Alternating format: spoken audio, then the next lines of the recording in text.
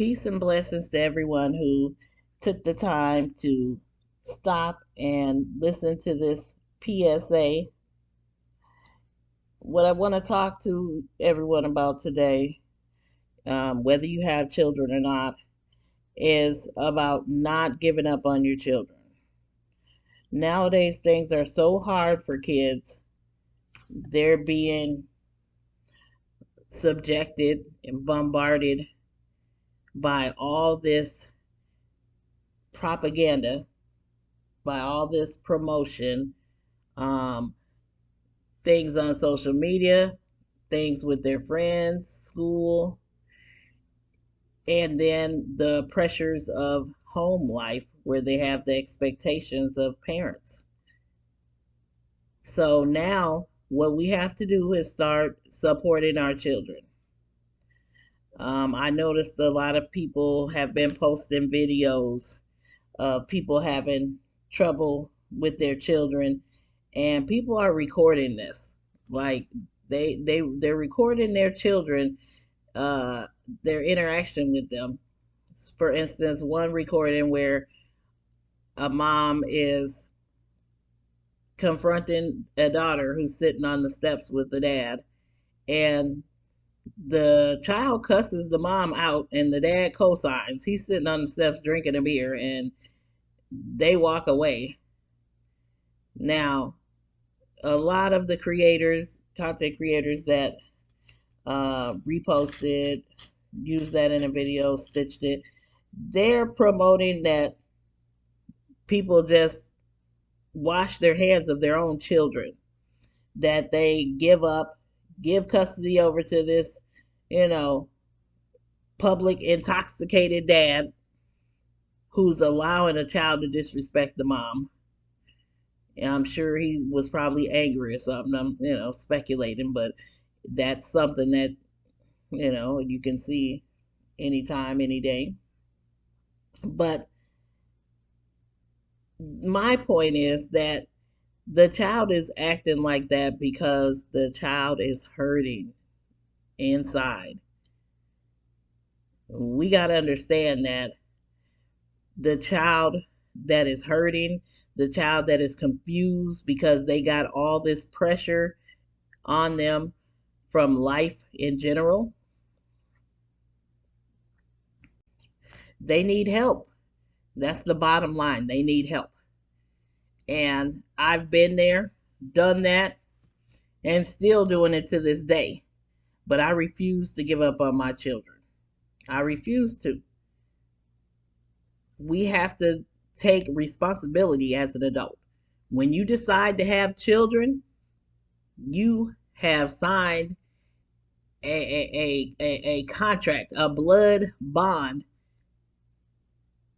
of responsibility for this child, even into adulthood, even adult children, adult, uh, kids, children, what I don't even know what to call it, called adults, right?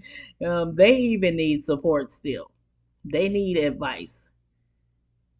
So it's your duty to be there because you decided to bring these beings into the world. So do your job. And there's factors for why a lot of people don't get help for their kids. Number one, there's still a huge mental health stigma in the world, as if it doesn't exist. I mean, you got to look at it. If children, I can really mostly speak for America because I haven't been to overseas. But in America, if the children weren't already depressed and anxious before the scamdemic, then they are now for sure. I mean, these campaigns against our children have really, really, I mean, it's raining down. It's raining constantly. So I can see how they could be confused. They're confused about a lot of things. They're confused about their identity, who they want to be. You know, my kid talks about, oh, kids, they want to know who you are. Are you um what do you call it? Are you emo? Are you uh anime? All types of weird different, things that they have. They want to know your sexual identity. Are you straight? Whatever the alphabet you want to be referred to as, all that stuff. And I'm like, wow, so you kids are just straight up asking, what are you? And that's becoming their social norm. That's things that we don't deal with because we're adults. When we go into a workplace or any social setting that we're in, no one's asking us if we're, you know, what's our preference, what's our, sexuality, are we, gay, lesbian, straight, trans. No one's asking us that, but their children are asking each other that when they encounter each other, you know. And unfortunately, a lot of children are confused and they don't want to be outed by not saying what they are, by not being able to answer that thing. So that creates more confusion. So if they feel like the other kids are, being trans or, being, any other alphabet, that they need to go ahead and be a part of the group because no one wants to be ostracized. No one wants to be alone. And that's no one in the world. You don't want to be alone in a group of people. So it is a big pressure for them to choose something, to choose what you are. You know, most kids don't have the self-esteem to say, don't ask me what I am, or, I am who I am. You don't have to worry about what I am. Why do you care? Most children don't have the means or the know-how to even stand up for themselves and stand in their own space, on their own square. So we have to, from a responsible adult standpoint, we have to start to help our children do that. Help them, you know, figure out who they are. That's our job. But with the pressures at school, that can be difficult. So we have to, lightly come at them and, ask them what do they think about all this stuff. If you have a child that you can talk to and rationalize with, you know, you can figure out, okay, whether they're succumbing to pressure at school or if they just don't know yet because they're still developing, they're still growing. So being able to communicate is like the biggest thing. But a lot of parents get upset when the child has had problems and they might be having problems at school. They, like I said, they might be just totally confused and they get depressed and they get anxious and they take it out on the parents. And some of us parents react by being angry at the child because we're not realizing that they're confused and they're, under a lot of pressure to identify themselves at school. They're not just allowed to go to school and learn. They're really forced to conform to something. What are you? So that's a sad reality for today, you know. Back in the day, what did we, yeah, you either, a cheerleader, jock, nerd, okay, something like that. But now it's that more on top of that, you know? So it's really kind of sad because what do we can't do anything about that at school because that's the social norm for kids nowadays. But at home, we can positively reinforce them to have self esteem to make their own decision and not be forced by what's popular right now. You know, what's in. What is everybody doing? What do everybody want to be today? Because the fact is, as a child, you don't really know. So that's one portion. Another reason why people don't get help for their kids is they might not have health insurance or know the resources, you know, to get the child evaluated. If your child is like the girl on the video cussing you out and, you know, talking noise to you, slamming their doors, our immediate reaction as a parent or a human, an adult raising kids is going to be, we're going to be upset. You know, we might say some things we don't mean, but really, as a parent, whatever you do, whatever your reaction is, you need to take a moment and sit down and think about how you are going to handle the situation, how you're going to react, because it is very important. When a child is going through a lot of things, you can feel like you're wasting your time. You can feel like you want to give up, but giving up is a cop out. You cannot release your responsibility until that child is stable. So, what you need to do is find some resources. Google is your friend when it comes to that. Every area has a suicide hotline, a depression hotline. Even if your kid ain't suicidal, you can still call and get resources. You can still say, hey, my kid is tripping out. Is there anything that you know in the area? Call 411. That's national. Anything in the area where I can get some help for my child. Now, if you don't have health insurance, I know for some parents that could be a problem, especially if the child needs to go to a mental health facility or something.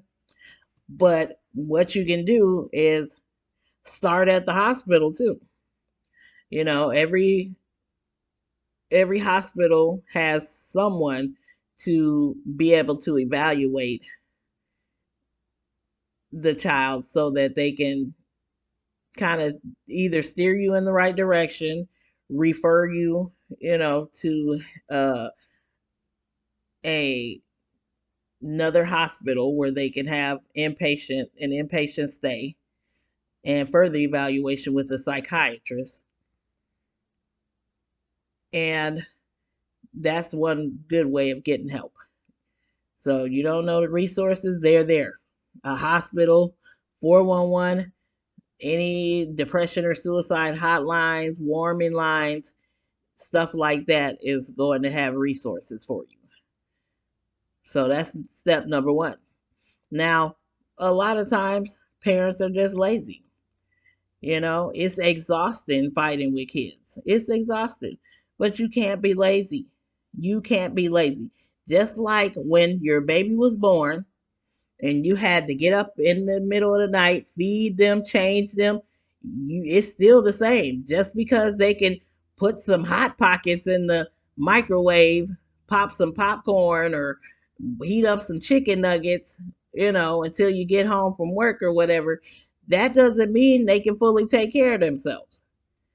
That doesn't mean that they don't need you to make sure that they're eating properly, that they're sleeping properly, that they're taking care of themselves. They need you to do all those things.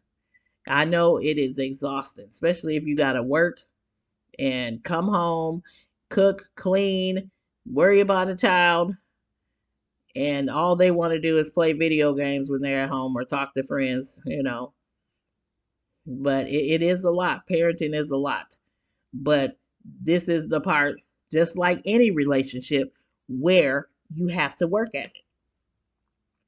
So if you don't have health insurance, the hospital would be the best bet because they can help you get health insurance, even if it's not for you, if it's just for the child.